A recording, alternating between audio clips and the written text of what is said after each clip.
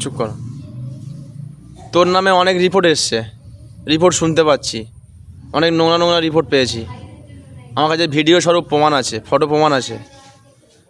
তুই কি বলতে যাচ্ছিস বল?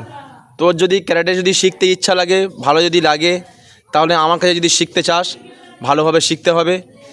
আর যদি তোর যদি মনে হয় যে আমার কাছে ক্যারাটে শিখবো, নেশা করব, এটা ওটা নোংরামো কাজ করব, আমার কাছে রিপোর্ট আসবে, এটা কিন্তু আমি মেনে নেব না। তো আমি তোমাকে এর আগে একবার পানিশমেন্ট দিয়েছিলাম, তোমার গার্জেন কল করেছিলাম, তারপরে তুমি কথা দিয়েছিলে যে আর কখনও আমি ওরকম টাইপের কোনো নোংরা জিনিস বা কোনো নেশা টাইপের জিনিস আমি খাবো না। কথা দিয়েছিলে তো সবাই।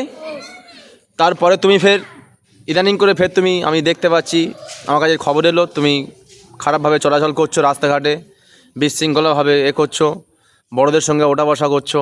এগুলো কেন? তোমার বয়সটা কত হয়েছে? তোমার বয়স এখন অল্প, তুমি কেন এরকম উল্টোপাল্টাভাবে চলাচল করছো?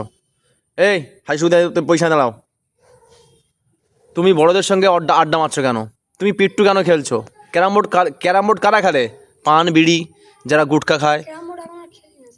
কেন তুই খেলবি? তুই ক্যারাম বোর্ড খেলিস না, তুই ক্যারাম বোর্ড কেন দেখতে যাবি? পিট্টু খেলিস না, পিট্টু কেন দেখতে যাবি? ওখানে জুয়া খেলা হয়। আমার কাছে শিখতে গেলে ভালো করে শিখতে হবে, আমার ডিসিপ্লিন মেনটেন করতে হবে। যদি পারো তো শেখো, না পারো তো ছেড়ে চলে যাও, কোনো অসুবিধা নেই। আমি আজকের বলছি, আজকের পর থেকে যদি, শুধু ও বলে নয়, বাকি সবাইকে বলছি, যদি কেউ কোনো নেশা করো, যদি আমার কানে যদি খবর আসে, আমি তাকে আর ক্লাসে রাখবো না। আমার দরকার নেই ওরকম ছেলের। নেশা করবে, কারণ এখানে ছেলে মেয়ে সবাই প্র্যাকটিস করে। তুই কোন দিন হুট করে নেশা করে অবস্থা তুমি চলে এলে? কেন তুমি নেশা করবে? তুমি তো স্কুলে পড়াশোনা করছো, তুমি একটা এডুকেটেড ছেলে। তাহলে আমি কি খবরটা কি মিথ্যা পেলাম?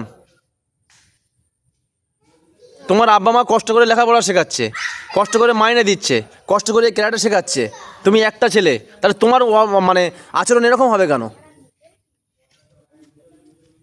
তুমি সকলের সামনে কথা দাও আজকের, যে আমি আজকের থেকে আর কোনো রকমভাবে কোনো নোংরামো কাজ করব না, কোনো নেশা করব না, আর বাবা মার কথা শুনে চলবো, আব্বা মা যেটা বলবে সেটা করব। আর আর আজকের পর থেকে যদি কোনো দিন যদি দেখতে পাও, সেদিন আমার ক্লাস থেকে বার করে দেবে। বলো, তুমি নিজে মুখে স্বীকার করো,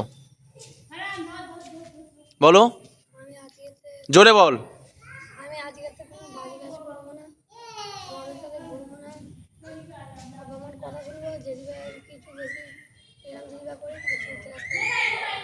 সবাই শুনতে পেয়েছিস তো?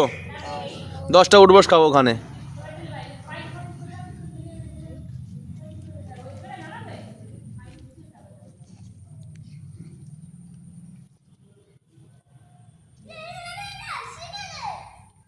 সবার সামনে বলো আমার অন্যায় হয়ে গেছে, বলো আর আমি এরকম কোনো কাজ করব না। সকলকে থ্যাংক ইউ বলো। তাহলে সবার সামনে কথা দিয়েছে, ভিডিওটা আমি গ্রুপে ছাড়বো, ঠিক আছে? কেউ কোনো খারাপ কোনো কমেন্ট করবে না কাউকে। ও অন্যায় করেছে, ও অন্যায়ের শাস্তি পেয়েছে, ও সবাইকে কথা দিয়েছে, সবাইও লক্ষ্য রাখবে, আর তুমিও সবাইকে লক্ষ্য রাখবে। ও যদি কোনো রকমভাবে কোনো ক্যারাম বোর্ড কারখানায় যদি আড্ডা মারে, আকাশ আর আশিক যদি ক্যারাম বোর্ডের জায়গায় যদি আড্ডা মারে, পিট্টু খেলার ধারে যদি আড্ডা মারে, যদি কোনো বড়দের সঙ্গে যদি আড্ডা মারে, আর কারোর সঙ্গে কোনো নোংরামিভাবে যদি কথাবার্তা বলে, আমার কাছে শুধু একবার ফোন করবে বাড়ি থেকে, যে স্যার আমি এই দেখেছি, আর ফটো তুলে নেবে। আমি ওর আব্বা মাকে ডাকবো, আর ওনার ছেলেকে আমি তাদের হাতে তুলে দেবো, যে আর একে ক্লাসে রাখবো না। মনে থাকবে, যদি ভদ্রভাবে চলতে পারো তাহলে ক্লাসে আসো। তোমার থেকে কী শিখবে ছেলেগুলো? তোমাদের পাড়ায় যে আরও ছোটো ছোটো ছেলেগুলো আছে, ওরা তোমার থেকে কী শিখবে? তুমি তো ওর থেকে সিনিয়র তো, তাহলে তোমার তো একটা সাধারণ জ্ঞান থাকা দরকার, যে আমি যদি কোনো খারাপ আচরণ করি, তাহলে আমার থেকে জুনিয়র ছেলেরা খারাপ আচরণ করবে। আমি খবর পেয়েছি, তুমি যদি নেশা যদি নাও করো, তাহলে সেটা শুধরে যাও, আর যদি না করো খুব ভালো, আর যদি করে থাকো সেটা তুমি শুধরে যাও। তোমাকে শোধরানোর অপশান দিলাম, মনে থাকবে? মনে থাকবে তো? ঠিক আছে।